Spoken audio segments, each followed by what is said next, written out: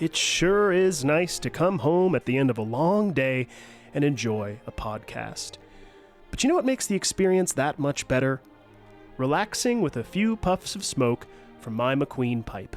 At McQueenPipes.com, I was able to find the perfect smoking pipe to suit my nerdy, yet dignified sensibilities. I especially love that each pipe is designed and handcrafted by a true artisan, and that all of their pipes are inspired by fantasy books and movies like The Lord of the Rings. Being a bit of a hobbit myself, my pipe is called the Barrel Rider, but they've also got pipes for wizards, rangers, dragon riders, or even goblins. If pipe tobacco isn't your thing, no worries. McQueen Pipes has got you covered with attachments for vaping or even cannabis. Head on over to McQueenPipes.com and use the code BIOGRAPHERS at checkout to receive 15% off of your entire order. Go ahead. Treat your nerdy heart to something you'll cherish and enjoy your podcast listening experience in style with a McQueen pipe. That's Mac like mac and cheese and Queen like the band. McQueenPipes.com and use the code BIOGRAPHERS at checkout for a 15% discount on your whole order. Cheers, everyone, and happy podcasting.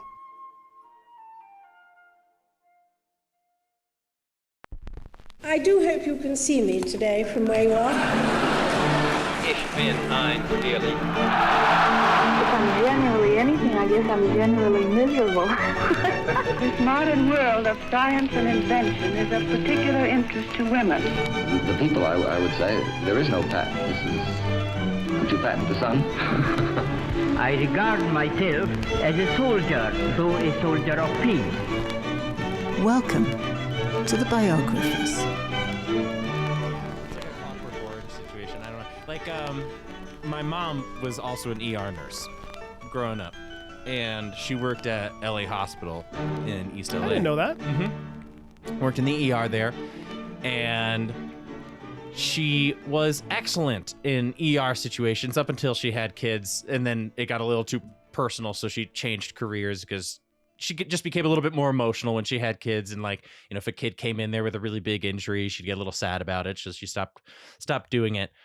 But eyeballs were also not her thing. She would cadaver labs, no problem. Crazy car crashes, she's got it. I even remember there was a car crash right next to my childhood home when we were kids, and she jumped in there, was helping people out, no problem. But when she was first a nurse, all of the other nurses knew that she did not like eyes. And none of the other nurses, all the other nurses wanted to kind of bully her a little bit, sort of as an initiation. So they give her this glass tray of eyeballs that they told her she's just going to lay this down for a patient in, you know, room 208 or whatever. She's just walking over there with this tray, and she goes in there. She says, "Hey, sir, you know, I've got these eyeballs for you." She thought it was maybe like a glaucoma situation where they were getting a new eye. I'm not sure if that's glaucoma, but instead, this dude turns around and it's full Harvey Dent on one side of his face. Oh my gosh. And my mom is holding this tray of glass eyes and immediately screams, passes out.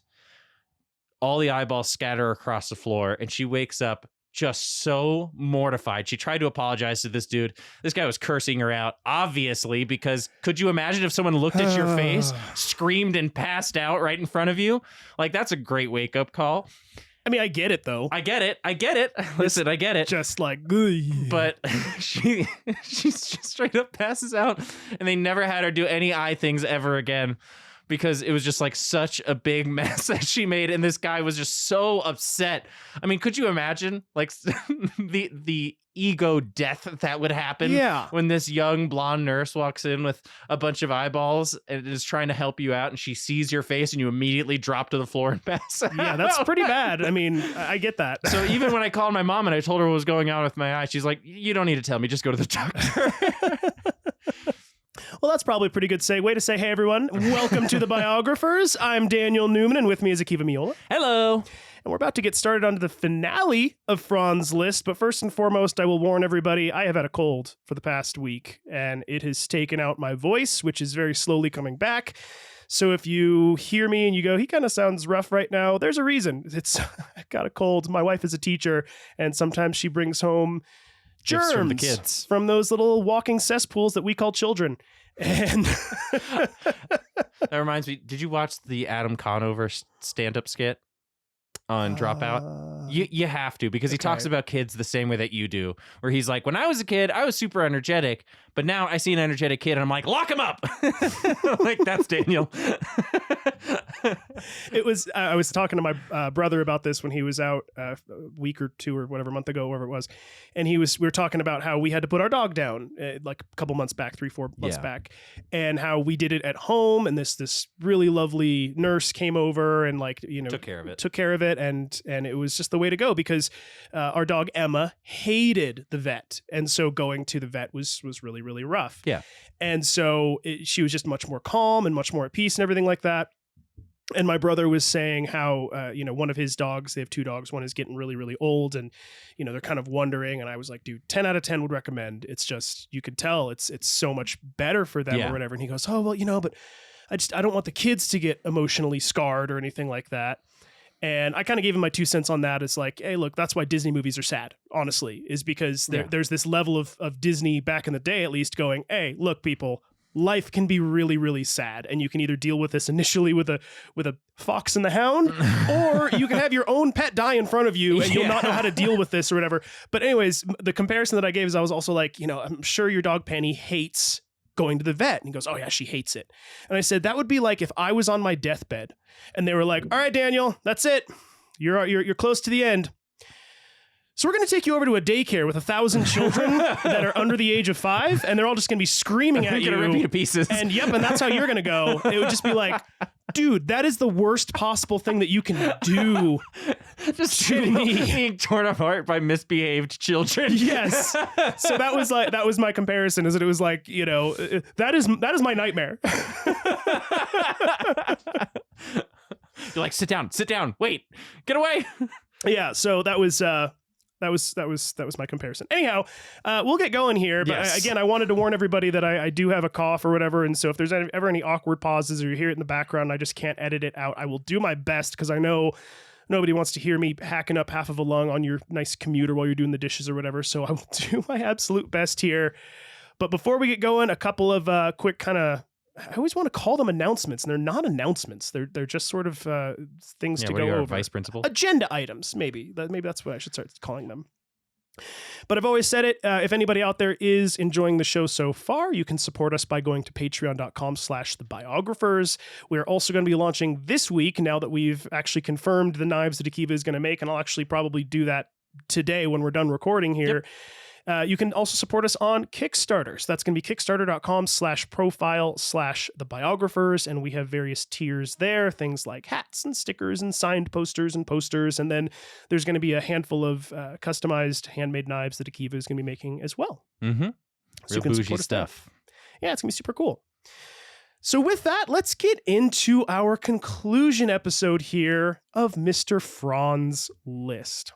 Already there. Wow. This has been, I know, it feels fast, right? Very fast. I don't know why, but it does. And it's only one episode short of your series on Da Vinci. So it's not like it's been... Da Vinci felt like forever. I know. Well, no, I don't think that's fair to say. But it did feel like it was a length of time. This feels like it's just flown by. Yeah. I don't know why, but anyhow. Reminds me how much writing I have to do.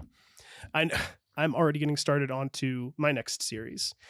Which I will keep under wraps until the end of Akiva's next series. And actually, at the end of this episode, you'll get to announce who you're doing next. Mm-hmm. So fun. All right. Now, last time we saw an aging Franz Liszt become an abbé of the Catholic Church, partly because he was seeking comfort in his time of grief after losing his son Daniel and his oldest daughter Blandine, and partly because the Pope himself, Pope Pius IX, had requested that Franz take up the position of director of music at the Vatican. Franz's last remaining claimed daughter, remember we kind of talked about how he has a bunch of illegitimate children all over the place. So his last remaining claimed daughter, Cosima, and also, before any pronunciation, please get mad at me, it might be Cosima, or I just say Cosima because it's easy, it rolls off the tongue, so forgive me if I've been saying it wrong. I think Cosima's right. I think so, but, anyhow. But Cosima had ended her marriage with Hans von Bülow and married the proto-Nazi Richard Wagner, much to the extreme disappointment and frustration of her father. Due to his newfound title of abbé, newspapers around Europe were talking about the notorious Lothario now becoming a monk, which ended up causing a second wave of Listomania, and Franz found himself in the spotlight once again. After a time, Franz had started to settle down into the life of a conductor and musical instructor, splitting his time between Rome, Weimar, and Budapest. We also saw the introduction of a new woman in his life, Olga von Meyendorff, who acted as his wife despite Franz making it clear he didn't really want a relationship. But where we left off last time, Franz was just about to get his very first stalker in a woman named Olga Janina. A lot of strong names here. I know, and there's two Olgas, so I want to make it, I'm trying to say Olga Janina very clearly, that's the stalker, and then his pseudo-wife is Olga von Meyendorff, so I just want that to be very clear up front. So let's talk first about this new character, Olga Janina. Now, Olga Zelinsky, as she was first known, was born in 1845 in the town of Lviv, which was part of Poland at the time, but is now in Ukraine. Her parents were both wealthy, and by the time she was 18, she was married off to her first husband, Karol Janina Piasecki, with whom she had one daughter. Her marriage didn't last long, and upon obtaining a divorce, took her husband's middle name, Janina, as her last name. And from that point on, she claimed she was a baroness, though this was an outright lie. From an early age, Olga Janina had been taught piano, even moving at one point to Paris to take lessons, and by all accounts was pretty talented. After attending a concert in Vienna in April of 1869, where Franz was the main attraction, Olga Janina got it into her head that he was the one person who could help her reach her true potential as a concert pianist. So she began writing him, begging him to take her on as a pupil. In all of her initial letters, she signed her name simply as O. Janina. So Franz was under the impression that she was a man. After accepting her proposal and inviting her out to Rome, Franz was a bit surprised to see that Olga was a she, not a he. Though, by all accounts, Olga was a bit of a tomboy by comparison for her day, with short-cut hair and regular attire of trousers and dinner jackets. So, kind of doing the whole, like, who am I thinking of? The girl from the 20s who was in a relationship with Howard Hughes. Wasn't around. I know you were. You're mean. Katharine Hepburn. That's what there I'm we thinking go. of. Katharine Okay. Hepburn. Yeah. Hey, that's Honey Jim. Like that Yeah, kind of yeah, thing, yeah. you know? So she's a bit of a Katharine Hepburn type. But Franz quickly noticed her talent on the piano, so he accepted her on as a student. Before long, however, most of his other pupils started to get scared of her, as she was known to never be without her handbag, which contained a loaded revolver, several vials of various poisons and venoms, and a dagger that was supposedly dipped in those poisons. Hot. First of all, hot. Dangerous. Listen, my type. Anyway. She was also said to be very hot-tempered, not aided by her addiction to opium, which she would also carry with her at all times. It was even a known fact that not long before this, she had made her first attempt at suicide. But pretty soon, she started following Franz everywhere he went, from city to city, without mentioning to him that she was doing so, and pretending to randomly encounter him as if it was all by accident. That's so funny. You're here? In Budapest? Oh my gosh, what a coincidence! Like that That's kind of a so thing. And he's funny. like, "Oh, hi, yeah, I am here." Hi, poison lady. Her obsession was so outwardly noticeable that it was written of her at the time, quote, "She was terribly jealous of the master, Franz, and for her rivals, of whom there were dozens. She felt a violent hatred."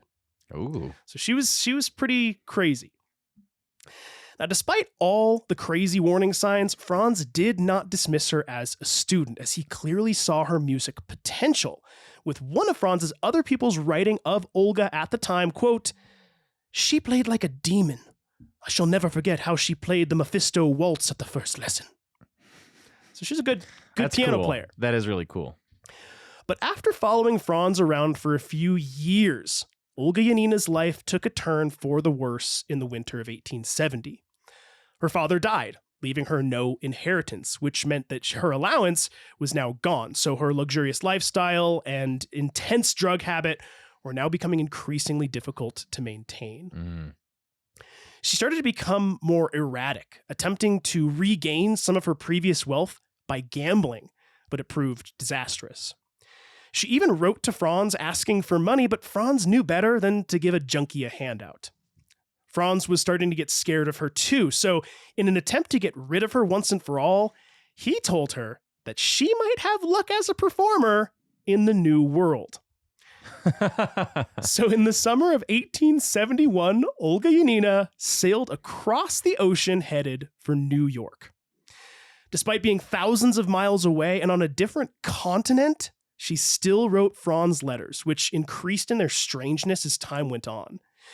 After one too many creepy letters, Franz finally replied to her on November 12th of 1871, writing, quote, "The violence of your feelings disturbs my peace of mind. Permit me, therefore, to inform you that I shall decline to accept any more of your strange ravings. You need reconcile yourself to your fate, which is the product, moreover, of your various acts of imprudence." So in other words, he's basically saying, hey, your drug habit is making you crazy. That's kind of what's going on. This response obviously shook Olga Yanina, who ominously replied a few weeks later, writing, quote, "I am leaving New York this week to pay you back for your letter." Oh, shit. Yeah. Now, sure enough, on November 25th of 1871, Olga broke into Franz's apartment in Budapest, waving her revolver and poisons in his face, threatening to shoot him and then take her own life by swallowing the poison.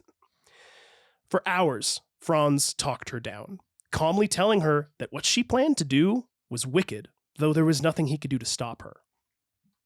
Eventually, she lost her nerve, unable to pull the trigger on her idol, so instead, she gulped down a vial of her poison and began to thrash around on the floor in convulsions. Franz rushed her to a doctor, who soon informed him the vial of poison was fake, and that Olga's writhing around on the floor had all been an act. This is so, stereotypical stalker. Stuff. Yeah. It's almost hilarious to me in how stereotypical this is. Yeah. Right? This is wild. Now, within a day, legal action was threatened against her, so she fled to Paris. But once in Paris, the drama didn't stop. In the traditional fashion of a deranged and obsessive fan, Olga wrote 4 books documenting her life, particularly focusing on her imagined relationship with Franz.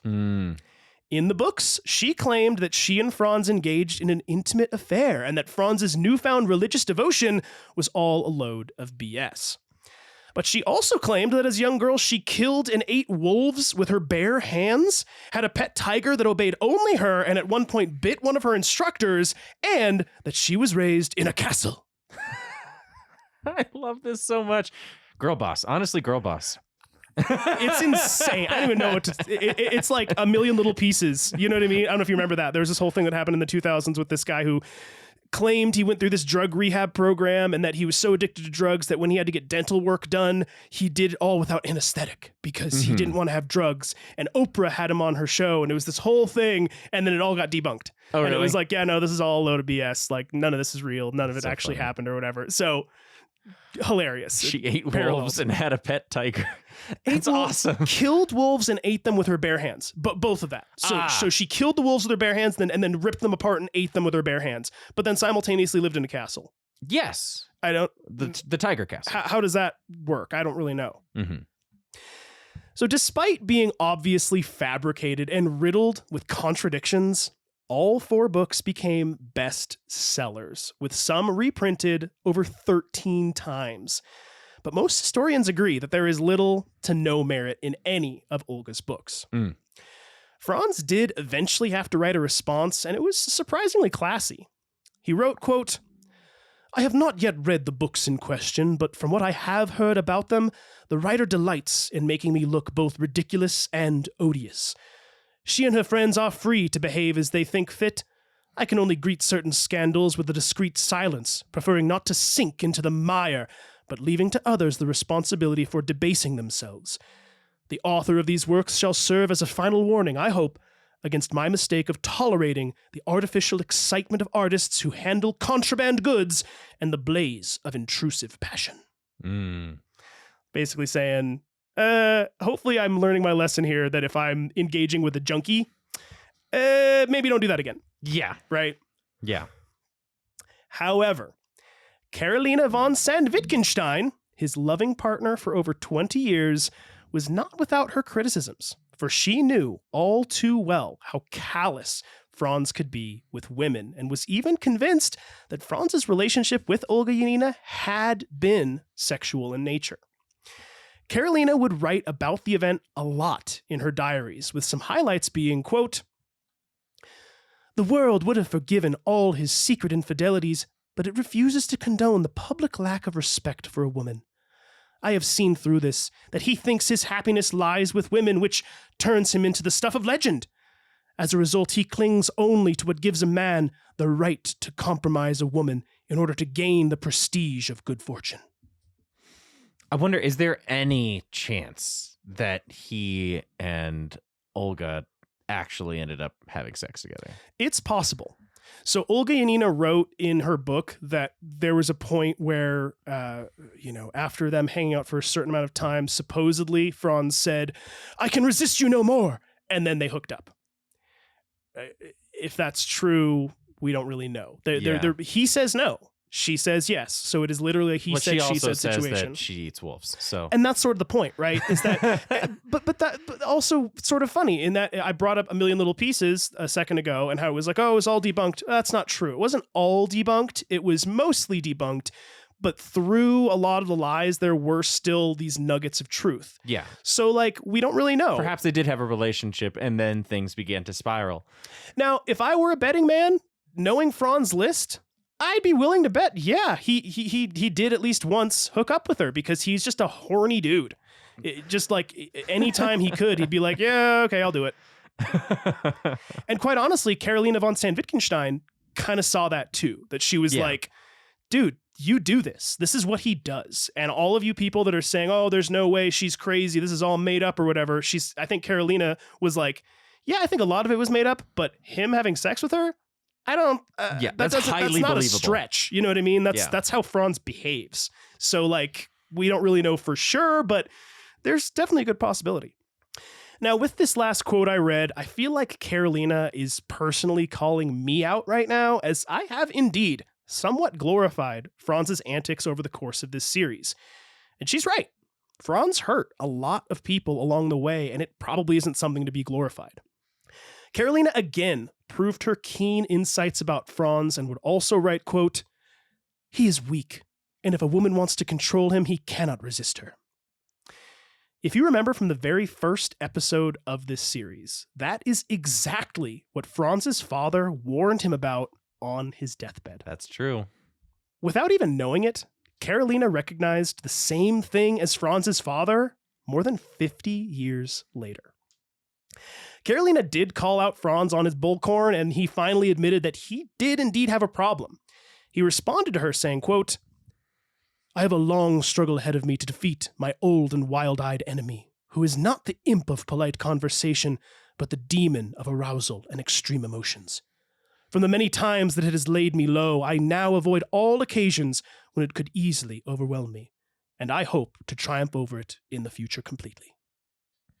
So he's like kind of saying, okay, yeah, he's self-aware. I think you're right. I think I'm a little too callous. Yeah, with how I'm just like willy-nilly sleeping with women. So honestly, kind of just talking it through now and him responding to Carolina in this way that he did, it almost makes me go like, yeah, I think he probably did hook up with Olga Yanina at least once, which probably didn't help her obsession go away, right? Because she probably had this thing in her head of like, well, he does like me though. We've slept together, right? Yeah. And so, yeah, not probably great. Gave more fuel to that fire. Exactly.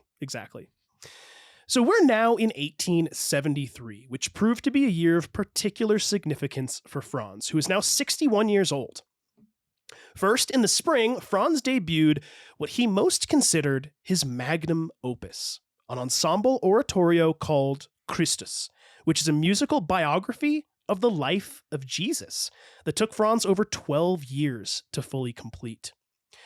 Through musical composition, Franz would achieve a personal, lifelong dream by painting the story of Jesus' birth, miracles he performed, his crucifixion, and resurrection. On a personal note, I do have to say that although I am not a religious person at all, Christus is one of my favorite pieces of music that Franz Liszt ever wrote, and I will play a section of it at the conclusion of this episode. The second big item of 1873 was Hungary's decision to found the Royal Academy of Music. In their minds, there was no other option in the matter. Franz Liszt was the one and only choice to be appointed president of the Academy. Franz accepted the appointment and was even given an apartment in the Academy on the top floor of the building. Though it is worth noting the Academy didn't officially open until 1875, so he wasn't officially named president until then. So it was like a couple years later, but when they decided to do it, they were like, we need a president, Franz, you should do it. And he was like, okay. Yeah. So it just took a couple years for the ball to like fully get rolling. Yeah. Right? But either way, Franz, in addition to technically being a doctor of music, was now also a professor. And the third big thing for Franz in 1873 happened when he returned to Budapest in his homeland of Hungary, where the town threw an entire festival celebrating the 50th anniversary of his debut concert performance, which they called the Liszt Jubilee. Pretty cool. That's actually really cool. Now, technically speaking, it would have actually marked 54 years since he made his debut, but the town decided that his farewell concert he gave in Vienna in 1823 was the true start of his career, so they went with that. To kick the festival off, Franz was awakened on the morning of November 8th to the sound of a massive band serenading him on the street below his room at the Royal Academy of Music. A horde of admirers had also gathered, and before long, the group started chanting, "Long live Liszt!" That's really cool. Franz was always proud to be a Hungarian, but this solidified in his mind that he was now a national treasure. Pretty darn cool, man. Yeah. Pretty darn cool. Imagine, by the way, being woken up outside of your room, hearing a symphony play, and going like, what is that? And like, rubbing your eyes and going to the window, and there is literally a symphony set up to play for you, and it draws all the townspeople out, and they start shouting like a king, "Long live Liszt." That's so cool. I have goosebumps, man. That's really It's cool. amazing to me. Like, again, this is a musician we're talking about here. Yeah. This is not royalty. Like This I is said, just I a think guy. this is one of the first times that we see this sort of behavior. We talked about this in a previous episode. We see people admire kings for being their kings, admire religious figures because they are part of that religion, but just somebody on the merits of their craft, specifically music, to have enough people who have listened to the music and like it so much that they're like, okay, we should all hang out in front of his apartment and chant his name. Yes. I think that's a very independent and very interesting decision that hasn't happened in European history before. I don't know for certain if that is true, but I think it is. At least I haven't ever heard of any other instance of that even happening. I mean, we just went over Leonardo da Vinci, and Leonardo was fairly huge in his day. People weren't cheering in his, no. Right. It wasn't like, the Backstreet Boys came to Europe and then like outside their hotel room were like hordes of people cheering for them. Like I've never heard of this happening with anybody else. He was highly esteemed, but he didn't have that, like I said, fan crowd. Yes. It's interesting just on a societal level because it's an individual decision and not a societal decision like it would be for cheering on somebody in politics or somebody associated with your religion. Absolutely. Yeah, I think you're right. So now that Franz was getting on in his years, audiences now saw him as less of a popular musician of his day and more of an act they had to catch one last time before it was too late. I would compare it to the Rolling Stones over the past decade or so. Even people that were never really fans of their music had been willing to pay hundreds of dollars to see them live just because they're legends, and we don't know how much more music we'll get to hear from them. Like Mick Jagger, age was also just a number for Franz, as one concert attendee would write at the time, quote, "Sometimes his head is bent forward attentively, sometimes thrown back boldly. All this has the utmost fascination for the listeners, particularly female listeners. Several hundred strong, the audience applauded, shouted, cheered, rose to its feet, recalled the master again and again, indefatigably. Liszt responded with the quiet, friendly, gracious bearing of the habitual conqueror. Let it be known that he, too, was not yet tired. That's cool.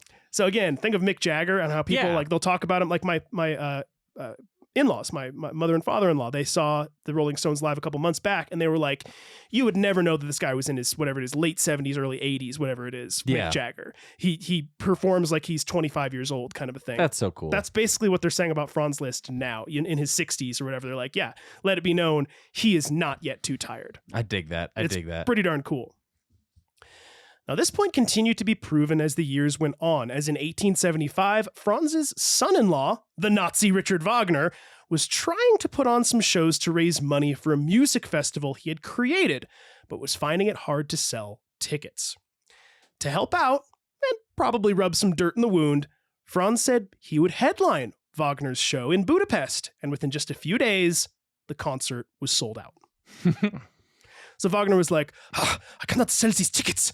Why cannot I sell these tickets? People do not want to see me. And Franz was like, if you want, I'll play. And he was like, oh, will you? Okay, sounds good. And then Franz goes, hey, everybody, I'm going to play the concert. And then a day or two later, it's sold out. What I'm picturing is SpongeBob where he sticks his hand out of the curtain and everybody starts cheering, you know?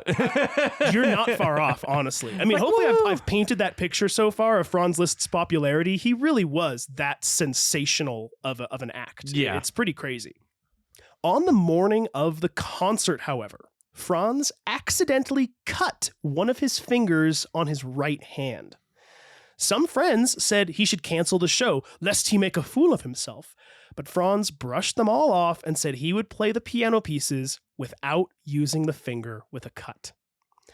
More than 3,000 people attended the concert, and not a single one of them detected that he was only able to use 9 of his 10 fingers. That's so cool. Still got it. How? That's so dope. Isn't that insane, dude? Like, he was like, yeah, don't worry about it. I'll just play without one of my fingers. I don't understand that. How? That's completely insane. Now, a few years later, in 1876, Franz's first life partner and the mother to the 3 children that he had officially claimed, Marie de Gault, passed away. Oh. Apparently, around 1860, Marie started experiencing spleen failure, and the discomfort was so severe that those close to her described her as mentally ill, prone to panic attacks and physically assaulting those around her, which often resulted in her being placed in mental hospitals, then called sanitariums, and restrained in a straitjacket. Jeez. Marie was intensely depressed for the last 10 or so years of her life, and had even contemplated suicide. When her death finally came on March 5th of 1876, Franz felt little to no remorse, writing at the time, quote, I cannot grieve for her following her death any more than I could during her lifetime. She had a taste and even a passion for all that was false. Wow. Kind of harsh. Yeah, kind of harsh. I understand that their relationship was complicated. I get that. But I do also, reading that, I'm like, come on, Franz. Have some sympathy, man. Yeah, and also, like, you once had deep, passionate love for this person. And I get that relationships can go sour and have often in the past and everything, but, like, there's a reason why the two of you got together in the first place. Right. Surely you could have sifted through your feelings and gone, no, like, Shalane and I talk about this all the time. Like, I don't talk poorly about any of my exes. I don't talk poorly about anybody that I've dated previously. Maybe I'll make a joke about something off color that they did. Same. But I don't say that they were a bad person. Oh yeah, she was a total jerk. She was a total this, total that. Because it's patently untrue for me to feel that way, because that's not how I felt when I was with them. There was just a reason why we separated. And I think the same thing goes with Franz. Both of them cater to their own egos. She wanted a reality that didn't exist, and he did not want to give her that reality. And in both of those actions, they were both selfish. Yeah, no, so I completely sympathy agree. is 100% required in this case. This is a little bit of a bummer. Yeah. Yeah, and same sort of thing. I actually had an ex way back in my 20s who actually attempted suicide while we were together. Mm-hmm. And looking back on it, I don't go, oh, she was just the worst. I go, man, she was in a lot of pain. Yeah. You know, and I probably didn't see it at the time or something. And So yeah, it's one of those where, if I actually found out today something that extreme and you have that sort of reaction feels very dispassionate. Agreed. Yeah. And like I said, if I was to discover today that something had happened to her, I would go, that makes me really sad. That of course her worst demons got the better of her, kind of a thing. So I get it, but yeah, him kind of being this way, I was a little disappointed. And also for spleen pain, being in such bad pain that she ends up getting institutionalized, not for that, but for mental distress, just shows how terrible the medical system was at the time, and specifically how terrible it was for women. Totally. We'll get into that a little bit with one of my characters in my next story. But there's a lot of that. A lot of women just being like, I have this symptom. And they're like, have you tried cocaine about it? Have you tried a straitjacket? Yep. And they're like, no. And they're like, well, those are your options. Otherwise, go home. So I will say that from what I read, it sounded like Marie was fit to these kind of like bouts of general insanity. Like she would literally attack people. And so it was one of those where they were like, medical science was not nearly what it is today. And so I think at that point they were like, in the next episode, we talk about a little bit of the idea of specifically, and it very well may be the case that was her situation. But there was a preconception amongst doctors at the time that the female nervous system was different than the male nervous system. Okay. And led them to flights of fancy, led them to psychotic breaks, psychotic attacks, when most of the time it can be proven that those were the result of poor treatment and literally just going just fucking nuts because you're in so much pain. Wow. Or going nuts because your husband treats you terribly. That we get into a little bit. I won't reveal anything because it's the top of the next episode, but that's very interesting that shows up in Franz Liszt's life. Yeah. And this would have been, without giving away anything too much, this would have been only, about 70 years after, I think, probably when your character. But the medical field wouldn't have expanded that much. Yeah. In that specific period of time, there wasn't a lot of development. Right. Now, a few months later, Franz was off to Bayreuth to help his daughter Cosima and her Nazi husband Richard Wagner put on and perform the Bayreuth Festival, which Wagner was trying to hold as an annual event. Despite the differences that Franz and Richard Wagner had, Wagner was not without his gratitude and appreciation for all that Franz had done to help him over the years. At least, that's what Wagner liked to project to the public. I see. At a banquet during the festival, Wagner got up from his chair, tapped his fork against his glass, calling for silence, and said, quote, "Here is the man whom first had faith in me at a time when no one had heard of me, and without whom you would probably not have heard a note of my music. My dear friend, Franz Liszt." What a little shit. I know. And behind the scenes, however, Wagner was said to parade around as the superior composer to Franz and thought of him as nothing more than a muse to his own genius. It's so funny. Franz was mostly polite, but secretly, he really hated that man, Richard Wagner. I hate that guy. And he did. He did not care for Richard Wagner. Now, over the past few years, and with increasing frequency as the years passed, Franz started to grow more and more depressed. Despite his life of riches, fame, success, and hordes of admirers, he would write in the fall of 1876, quote, "I am desperately sad and completely incapable of finding a single ray of happiness. I am extremely tired of living." Damn. Yeah, he's low. Yeah. Suicidal thoughts started to creep into his head, but being a steadfast Catholic, he knew this would be a one-way ticket to the fiery depths of hell. Even the church services, which had previously brought him comfort, provided little relief. His new form of therapy was in simply sitting in the park, staring up at the trees, listening to the wind shake their branches with the birds chirping in harmony. When he found the resolve to get out of bed and actually write some music, he found that the compositions reflected his somber, anguished state of mind. He was known to smoke cigars and drink alcohol constantly, which did nothing positive for his now frequent bouts of insomnia. His alcohol consumption was now so bad that it was not uncommon for him to consume a full bottle of cognac 2 to 3 bottles of wine and a few absinthe cocktails every day. Wow. More than Ian Fleming. Oh, yeah. Well, if we're talking alcohol. On par with Ian Fleming. Yeah. I mean, I think he was doing like a bottle of gin a day. Yes. Something like that, Yeah. which is like crazy. We're talking alcohol percentage. They're probably even. Yeah, I would agree. And cigars, no less. Which Ian Fleming did too. I mean, remember he was doing like 80 cigarettes a day or something like that. And they were like, "You're gonna die," and he's like, "Okay, 50." Yeah. Like he was. So it's funny. I didn't even make that comparison, but that's a very good comparison to make. That both of these guys that were legends when they were younger kind of fizzled out, had family issues. Continued to be big names though. Like Franz Liszt was still a huge name, and Ian Fleming was reaching the height of his success in his career. Yeah, but as their family began to deteriorate, it seems also in parallel they did too.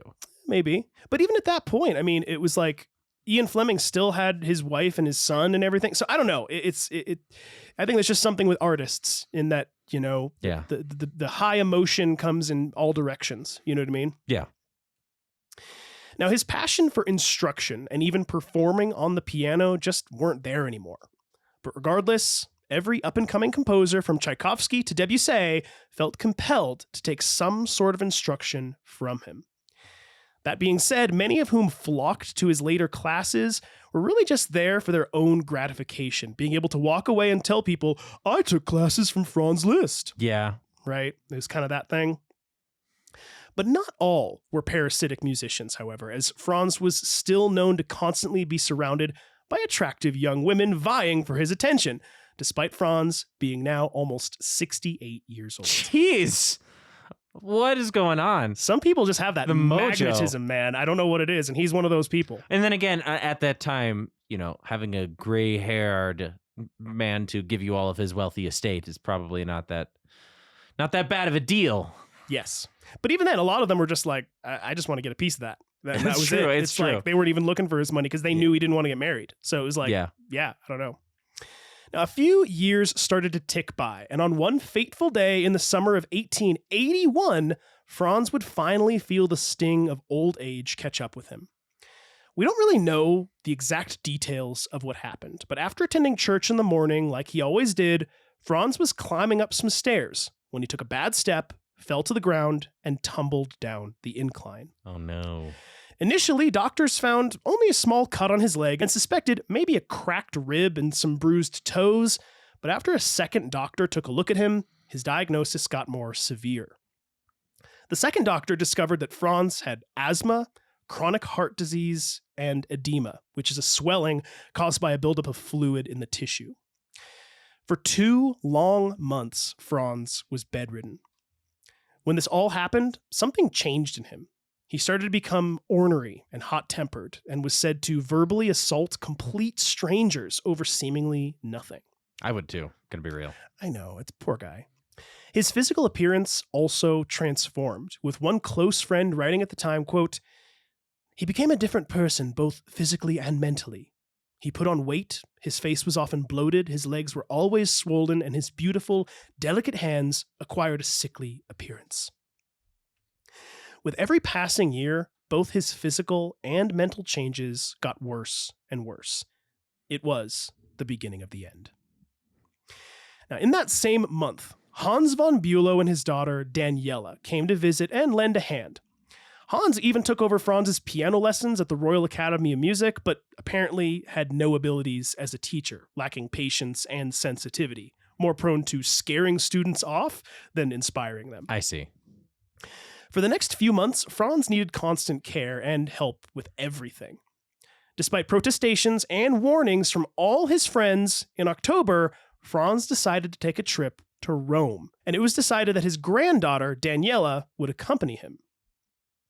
While in Rome, Franz stayed across the street from his old lover and now best friend, Carolina von Sand-Wittgenstein, so the two were able to spend some time together. It was also in Rome that he turned 70 years old and received hundreds of letters from all over Europe wishing him a happy birthday. Aww. This actually seemed to have been a welcomed dose of good medicine, as his health was said to have improved quite a bit, at least enough for him to pack his bags and head for Budapest in January of 1882. But it seems that Franz just couldn't sit still. as over the next 6 months, he would visit 12 European cities, including Vienna, Brussels, Bratislava, Florence, Venice, and Zurich. Perhaps knowing he only had so much time left and wanted to see each great city one last time. Eventually, he made his way to Bayreuth to stay with his daughter Cosima and her Nazi husband, Richard Wagner. I can't not say Nazi husband every single time, who is gearing up to debut his latest opera, Parsifal. Franz left for a time, but he and the Wagners agreed to all meet up in Venice, Italy, in November of 1882. Apparently, for some time, Richard Wagner had been complaining about chest spasms and other ailments, which in part contributed to Wagner being particularly nasty to Franz during their visit to Venice. Oh, yeah, because they're both old now. They're both, well, yeah, I think Wagner's like 2 or 3 years younger than Franz, so they're both getting up there, you know? So yeah, they all decided to go for a big trip to Venice in 1882 in November. I see. On Christmas Eve, Wagner decided to play a private performance of an early orchestra he had written, and at the end of it, leaned over to Franz and whispered in his ear, "Do you love your daughter?" Franz looked at him darkly, and before he could even respond, Wagner said, quote, "Then sit down and play the piano." So like this very like stern kind of a thing of do this right now. He couldn't really play that well anymore either. Yeah. So it was just this very like, I mean, he could still play, but not like he used to. Yeah. You know? Yeah. Now, Franz left Venice on January 13th, 1883, and just 1 month later, Richard Wagner, the anti-Semite Nazi and occasional composer, had a massive heart attack and died. Aw. Oh. That's especially funny coming from you. Aw. Oh, I'm so sad. Oh, too bad. No, don't Wagner's go. dead. Oh, bye. Darn, jeez. Now, Cosima was devastated and went into mourning like a character from a horror movie. She would lay on top of Wagner's dead body, stroking his hair and kissing his lips. She even had the body moved into her bed and slept next to it for several days before finally allowing it to be embalmed. Oh my God. It's disgusting, if you ask me. I'm sorry. Hey, there is a lot of that in the 1800s. It's just very bereaved women who just are like, leave my husband's body here. I want to kiss it as it rots away. I guess. I don't know what the creeps deal me is out, with that. man. When news of Wagner's death finally got back to Franz, he responded by saying, quote, "Him today, me tomorrow." Like he knows what's coming, man. It's crazy. Now, despite Franz reaching out, Cosima completely ignored him and retreated into seclusion, leaving Franz confused and dismayed. When they buried Wagner a week later, Franz was not in attendance as Cosima didn't invite him. When Franz came to Bayreuth that summer to perform at the Bayreuth Festival and see Cosima, she refused to let him stay at her house. Wow. He only saw her briefly during that trip and described her physical appearance as emaciated. Oh no. He tried to talk to her, but she only stared at him blankly before finally saying, quote, "The show must go on," and then walking away.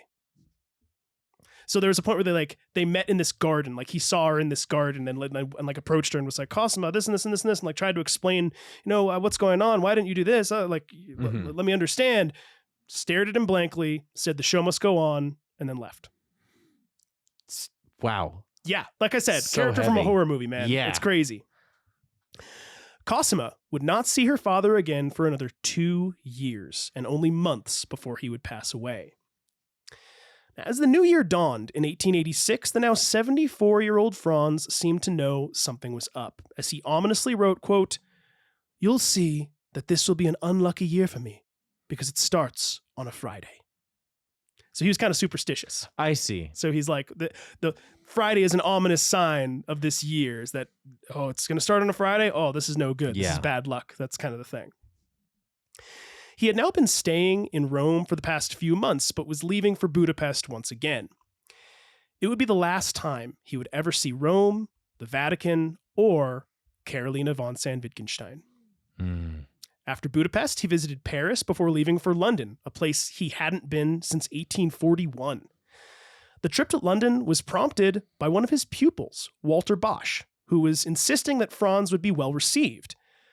Before accepting the invitation, Franz wrote to Walter Bosch saying, quote, "It seems to be the intention to put me in front of a piano in London. Publicly, I cannot agree to this since my fingers, now 75 years old, are no longer fit for the purpose. You, dear Bosch, can play my compositions much better than little old me, decrepit as I am now." Oh. I know. It's like, it's kind of heartbreaking to read. This is very heartbreaking. You know? Ugh. But that was not Bosch's intention. Upon arriving in London, Franz discovered that Bosch had organized an entire festival to celebrate and commemorate Franz's life work as a composer and pianist, with various conductors and performers putting on concerts and recitals of Franz's compositions. It was a resounding success. It only took 40 years, but finally, the people of England understood and embraced the genius work of Franz Liszt. That's awesome. That's really awesome, because I remember that was such a sore spot for him. He was really bummed out about it. The concerts were such a success that Queen Victoria herself invited Franz to play a private recital once again at Windsor Castle. Of his performance, Queen Victoria wrote in her journal, quote, "Abbe Liszt, whom I had not seen for 43 years, and whom, from having then been a very wild, fantastic-looking man, was now a quiet, benevolent-looking old priest with long white hair and scarcely any teeth. We asked him to play, which he did, several of his own compositions. He played beautifully." I don't know why it didn't occur to me that he wouldn't have teeth, but that makes sense. I mean, yeah, dentistry was terrible back then. That's true. You know, what are you going to do? Interesting. In July of that year, Franz made his way to Bayreuth once again, at the behest of Cosima, partly because his granddaughter Daniela was getting married, and partly because Cosima was struggling to keep Wagner's Bayreuth Music Festival alive. She figured her father's presence would help sell more tickets. But after Daniela's wedding was over, much to Cosima's annoyance, Franz left for a brief trip to Luxembourg to stay with some friends in their castle. While in Luxembourg, he caught a cold, which resulted in a chest cough that Franz simply could not shake.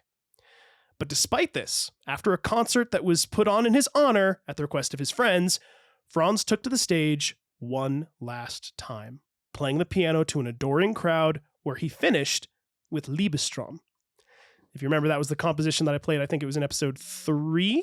Yeah. It's that beautiful love song that felt like it was the framework for all the love songs. I've been listening to it over and over again. It's gorgeous, isn't it? It really is. Again, I would recommend everybody check it out. Liebestrom. It's the number 3 of that. He did a little series of it. That is the perfect song for him to play his last song with. And it speaks volumes to the composition as well, right? Where I think he recognized it and was like, this is one of the best things I've ever done. And I do think this will echo through history, because I probably won't be playing much more piano.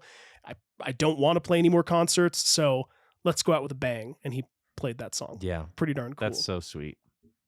And it would, in fact, be the last time he ever played in public. Despite his friends in Luxembourg begging him to stay until his cold had subsided, Franz traveled back to Bayreuth, as he had promised Cosima that he would be there for the opening of her festival. He arrived back in Bayreuth on July 21st of 1886, but on his journey there, a fellow passenger in his carriage insisted on leaving the window open throughout the night, which caused Franz's chest cough to get exponentially worse. Over the next 10 days, his condition worsened. On July 25th, Franz would tell a friend, quote, "I am approaching my end. I feel that every day I am getting worse." His daughter Cosima made a point of seeing him every morning, but noted in her journal that at this point, since he was too sick to help promote her music festival, he was now more of a nuisance to her than anything else. Wow. When Franz's hired servant showed up to Cosima's house asking for the soup broth that the doctor had prescribed to Franz, Cosima turned the servant away, saying that they only served broth twice a week. You're kidding. She had a vendetta. You're kidding. This is ridiculous. She had a vendetta against him.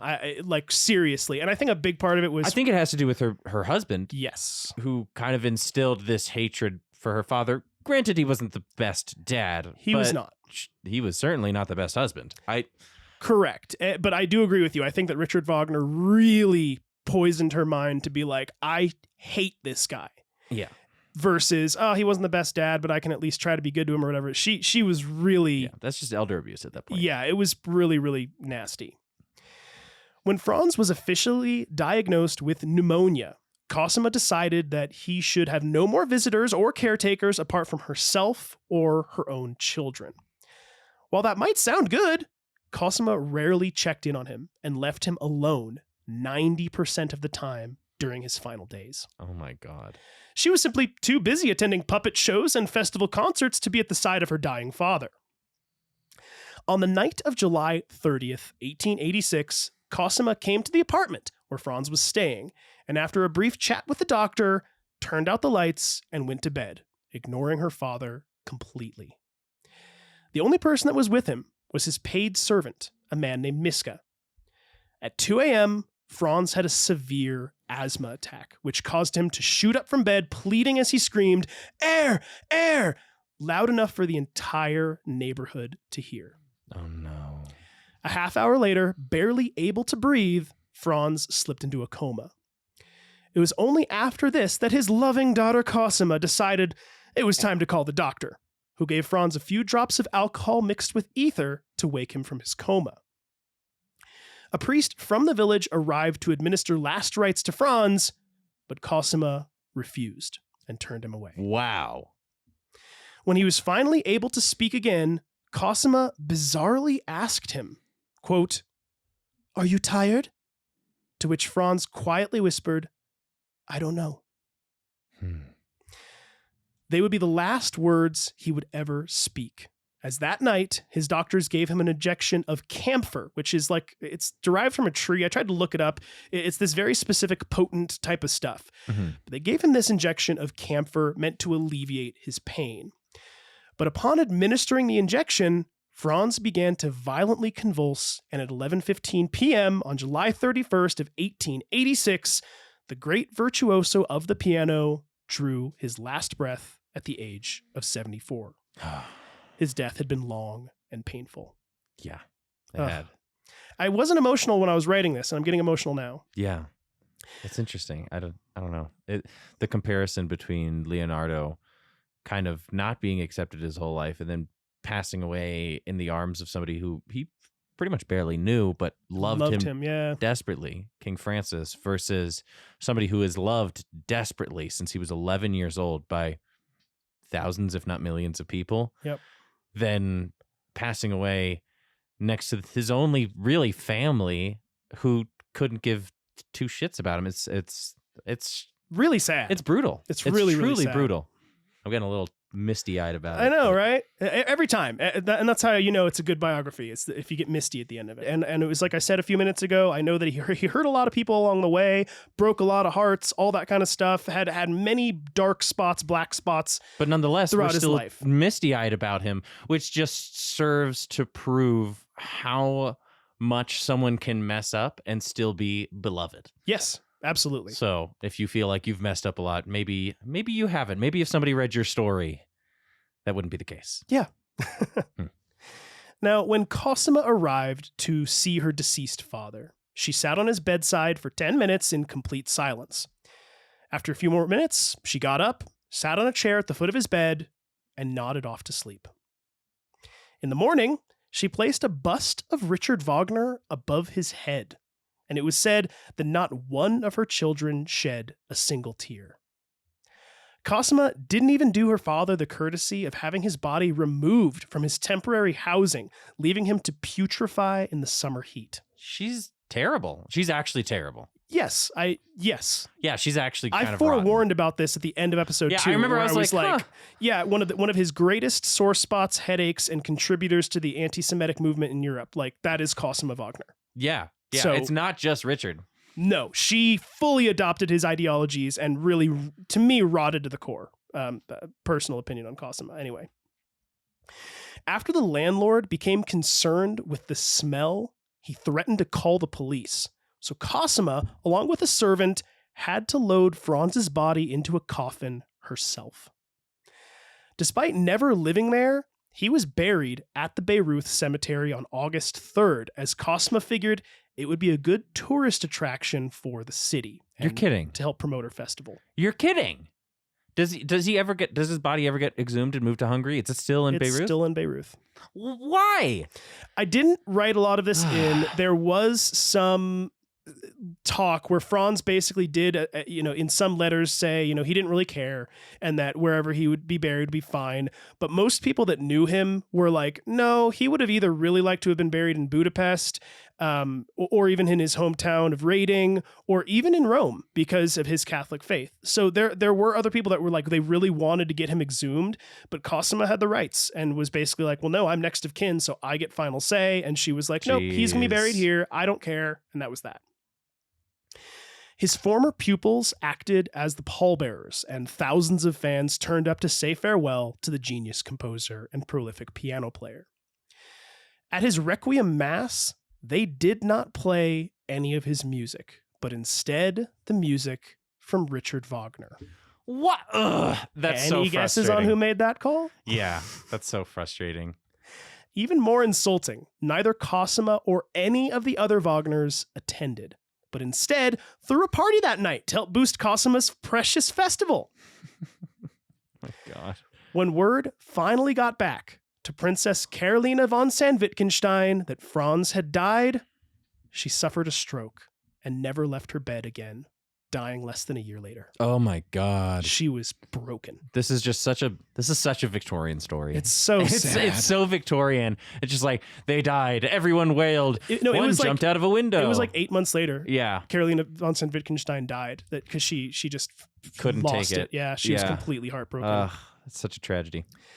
Now, to give Franz the send-off that his daughter Cosima would not, I will now play a clip from his masterpiece oratorio, Christus, You're trying to make me cry. as performed by Antal Dorati and the Hungarian State Orchestra. You hate me. I can't believe you.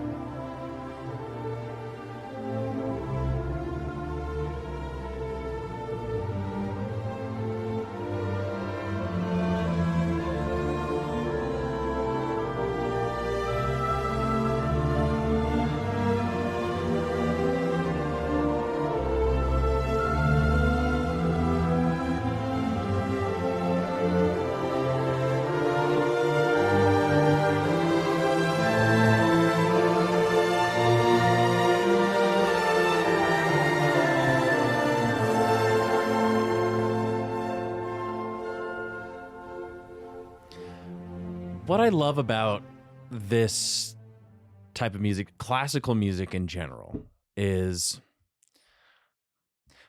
in sort of the modern era of listening to classical, we have your classical radio, we have, just put a bunch of classical music on shuffle. You'll ask your Alexa, hey, Alexa, play classical music, right? Sorry if any Alexas went off when I said that. But something about listening to a full piece conveys the story of what classical music is trying to tell so much better than listening to random portions of a composition. Yep. Just in a randomly selected order. It is in the same way that The Last Supper is, yes, it's a painting, but it's also progressing through time as you look from left to right. Yes, this is a song and it has a theme, but it is telling a story, and not just in a format that's very easily recognized like most songs that we have today, which we could also thank Franz Liszt for. It goes through so many different motions. When I listened to the first portion of this song, the vibe, I told Daniel, was almost like you listen to you just watch a truly nostalgic old movie, and the credits are rolling as the sunset is, being shown off in the distance, and it pans away from the little house on the prairie or whatever. And I should say, this is only the introduction of a 3-hour composition. Yeah. You know what I mean? Absolutely. And it shows that. Yeah. There's definitely a story to be had. Right. That you can't get from just listening to one single piece, that you can't get from listening to 3 minutes of a composition. That can still be highly moving, as we saw in that, 4 or 5 minute composition, the love song. Liebstrom? Yeah. But something like this, the way it meanders through different concepts and ideas, when you sit down and you listen to this song and you have no conception of what it means, we fill it with meaning as we're listening. Totally. In the same way that we talked about a lot with Da Vinci's paintings, humans don't just see with their eyes. Humans also don't just listen with their ears. When I'm listening to this and I'm doing only that, I'm only listening to this, stories are like conjuring up in my head if you're really truly being intentional about listening. And I think that'll happen for anybody who listens to this. Totally agree. Yeah, I really like this piece. Yeah, it's gorgeous. And I'm only be playing, maybe a 2-minute section or something like that for all of our listeners out there. This is the introduction piece to his Christus oratorio. And it's about 15 minutes long, all said and done, this one piece. But like I said, the full composition, it goes through everything from like if you actually look at the pieces that he wrote, it's everything from like Jesus's birth to when he starts to preach, to when he gets crucified, to then when he gets resurrected. It's the whole kind of gamut of the story, and it's about 3 hours long. If you have the ability to listen through it, I'd highly recommend it. I continuously see comments about it, of it being one of the great unplayed pieces of classical music from history, in that they're like, man, there's all these other composers that are so beloved, and they're, oh yeah, we got to play Vivaldi's Four Seasons and all this kind of stuff. And people are kind of going, why aren't they playing this one more? And I think it's because a lot of people that are not religious, they'll see something like Christus and it's about the life of Jesus. And you're like, I'm not that interested, which I understand. I didn't realize what part of Christus this was. And I was still able to, like I said, come up with such an incredible sort of rich sort of mental idea of what I was seeing in the sounds of this song. Yeah. And once you said that it was the intro, the birth of Jesus, I can totally immediately pin what's going on. The moment of immaculate conception and whatnot, and him being born. I can totally picture exactly where that is, his young footsteps as a child. I can hear that now. So, but like you said, since it's a religious piece, the same thing happened with Da Vinci. I didn't care about the Last Supper. I even said that quite literally in my script. I didn't care about the Last Supper because, first of all, I'm not Catholic specifically, and most religious artwork is not generally what I'm compelled towards. So, but when you actually give it a fair shake, for it just being music, and music that is very earnestly attempting to convey a story. Franz Liszt is not trying to indoctrinate you with this. Maybe he is, maybe he's not. He's trying to tell a story that he's highly passionate about. Yes. That's really important, and that's really significant, and it shows. I think more than anything else, he's trying to evoke emotion in you, which for me, when I hear something like this, it's almost impossible for me to not feel emotion when I hear it, which is Totally. really at the core of why I've grown more and more and more over the years to love classical music or even just instrumental music. There's nobody that's shouting at me, telling me how I should feel about a thing. Right. Yeah. Which, don't get me wrong, I love pop music and there's a lot of room for that in my life and everything.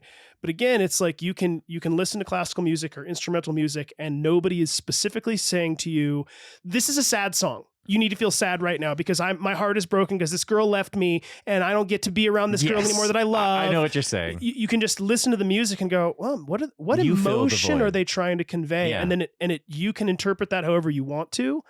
And that's one of the reasons I love this piece specifically from Christus is that it's very evocative. And it has this sort of like, especially when it starts out, it has this nostalgic feel, but this also hopeful feel that is also has this weird backbone of tragedy. I can't quite explain. It's just, there's this feeling to it that is, it's indescribable. You just have to listen to it. The one that I thought of when this ended was like, I feel like this would have been really good as a composition for the end of Old Yeller.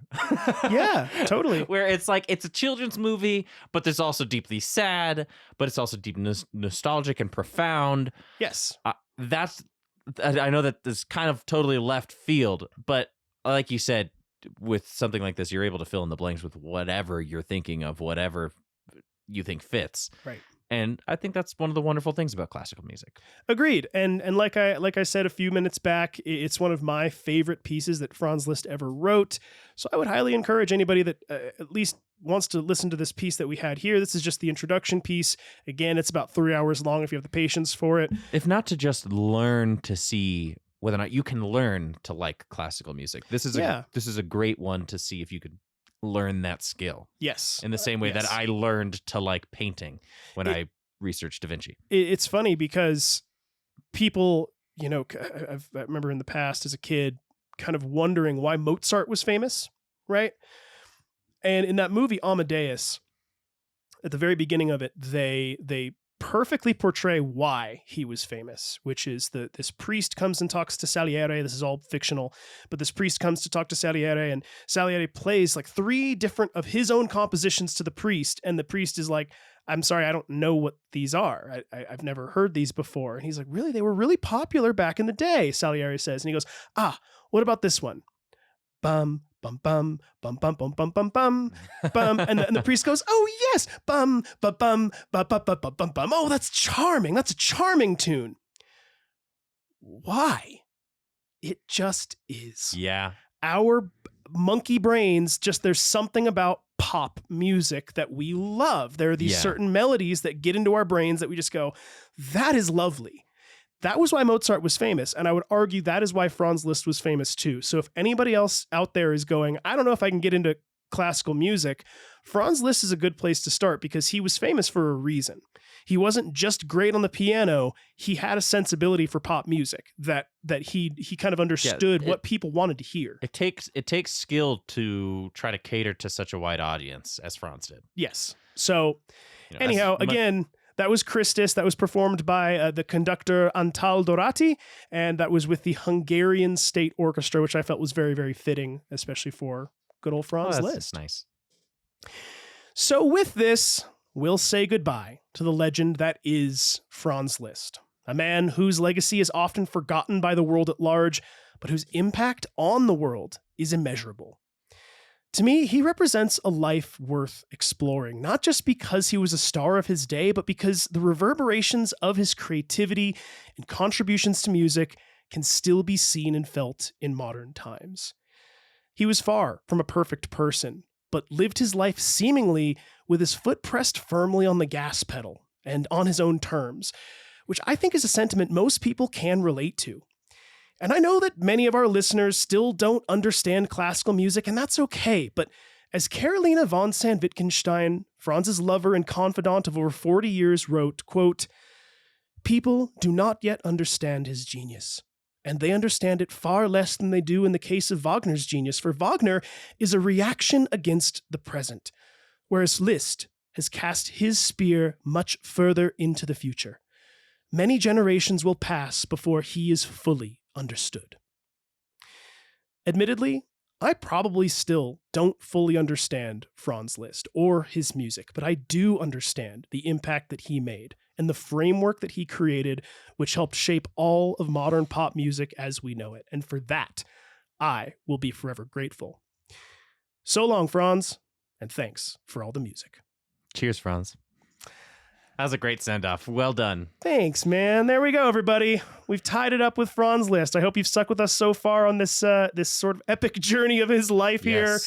I loved it. I really did. I had heard a long time ago that Franz Liszt was a popular music. I think it was like a Reddit thread years and years ago where somebody asked the question, like, what's a history fact that everybody should know? And somebody wrote, the popularity of Franz Liszt cannot be understated. And I was like, who's Franz Liszt? Exactly. And that's why I wanted to do this biography, is that I was like, if he was popular, what was his deal? Yeah. I respect so much how you still staunchly uphold the idea that we should still be telling the stories of those who we don't know anything about, with characters like Mabel Dodge and Franz. It's so important, I think, for the biographers. We noticed when we finished Leonardo da Vinci that there were a couple less people listening to Franz Liszt, which we were expecting. Yep. But we decided the story still needed to be told because that's the whole point of history. That history is just this collection of thousands and thousands of stories. And if we only share the top 10, the top 100, the top 1,000, that's still not enough to give credit for people like Franz, people like Mabel Dodge, who, as the gears of history continue to turn, still make a massive effect on how we live and breathe today. They did massive things that pop culture has forgotten. I think there's a lot of even like modern bands in essence that have done big things and were forgotten. One of my favorite examples was a band from the 60s called the Herman's Hermits, which I would imagine most of our listeners have never heard of. Mm-hmm. And I told this to my father-in-law a few weeks back, because I said, I think it's one of the greatest injustices of modern pop music that Herman's Hermits were and have been mostly forgotten by people, because they were the first Beatles. They really were. And if you hear them, you're going to be like, oh my gosh, these guys, they got a great sensibility for writing good pop tunes of the day. Yeah. And when the Beatles came along, it was just sort of like, who's Herman's Hermits? Mm-hmm. And I know why, because the Beatles were better. But nevertheless, I think that's to be the kind progenitor, to be, yeah. And I think that's one of the things that happened with Franz Liszt, is when you had somebody like, I hate to say it, but like Richard Wagner came along and played the Flight of the Valkyries. You're like, holy hell, that is a tune right there that you can play all over the place.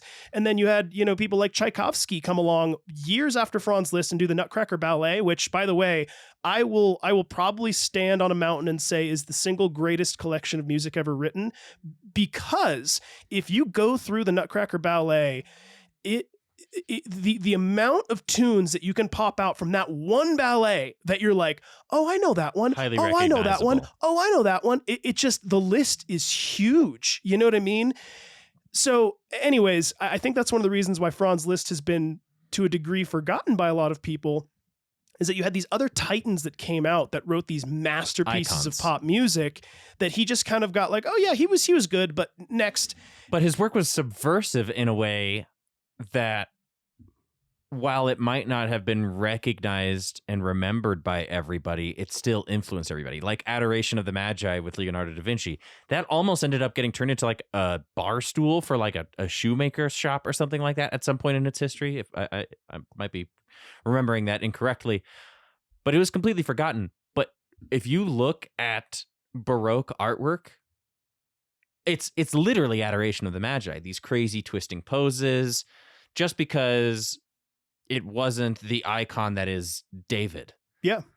Does not mean that it didn't have profound effects on art and culture after it. And I think Franz Liszt plays into that super strongly.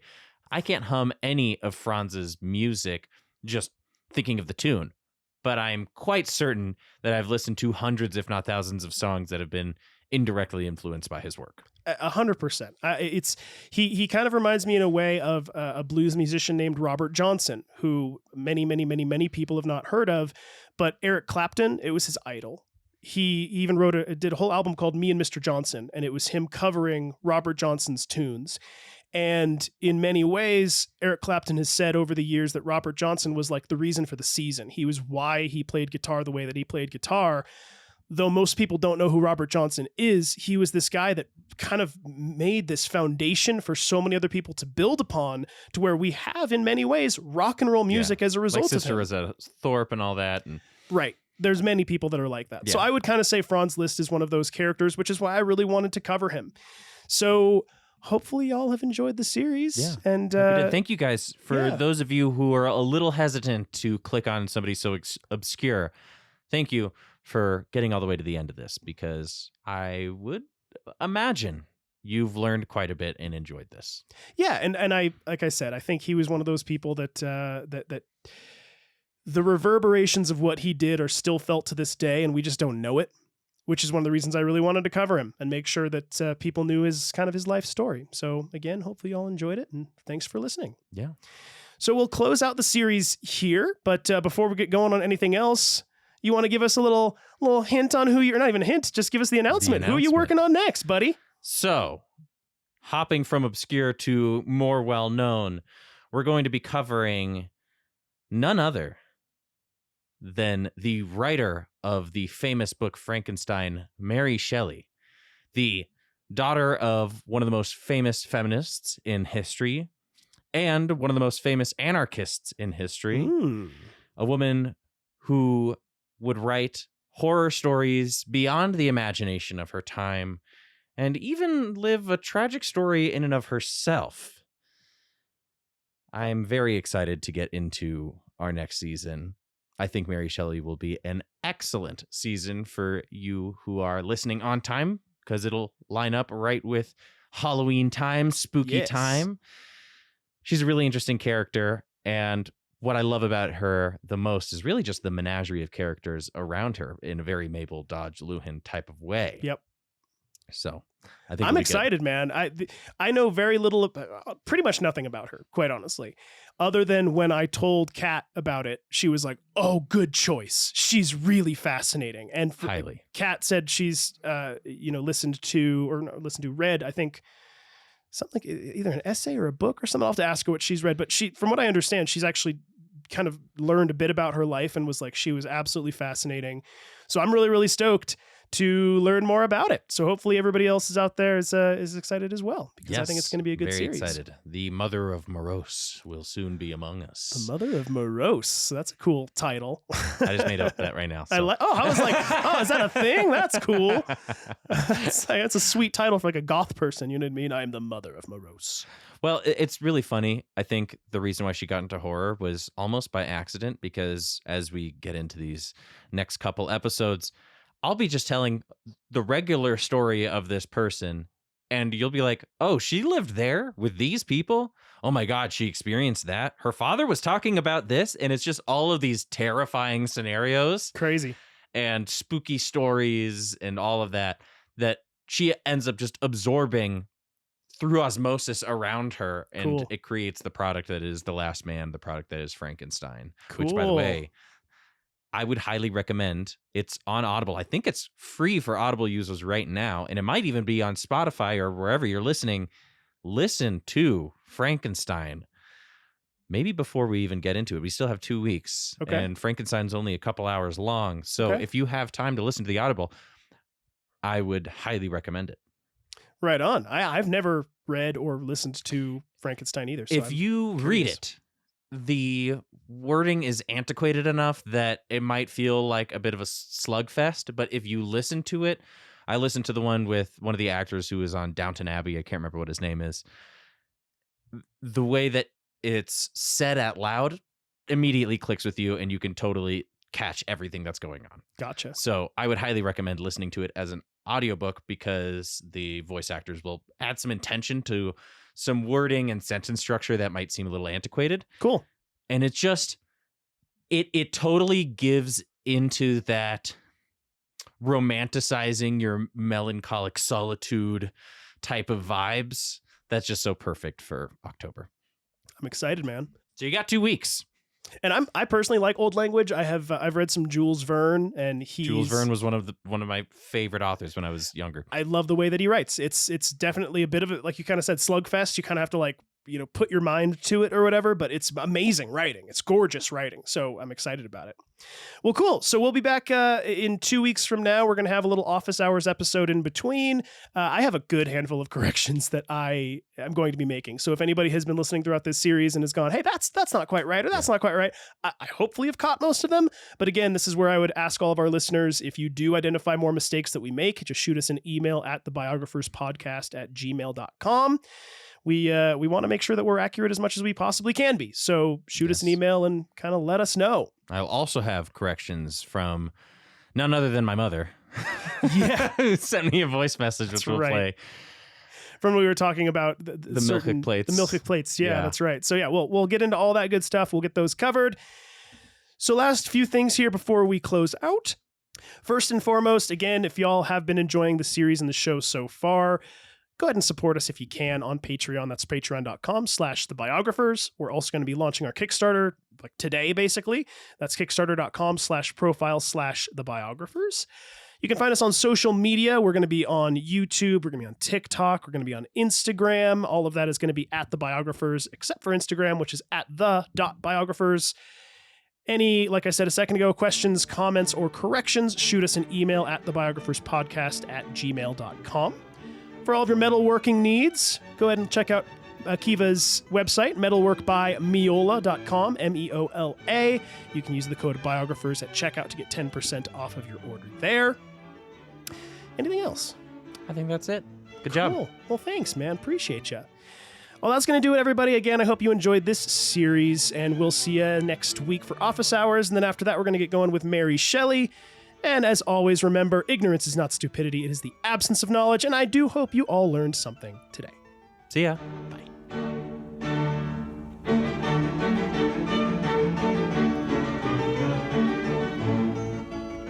You've been listening to The Biographers.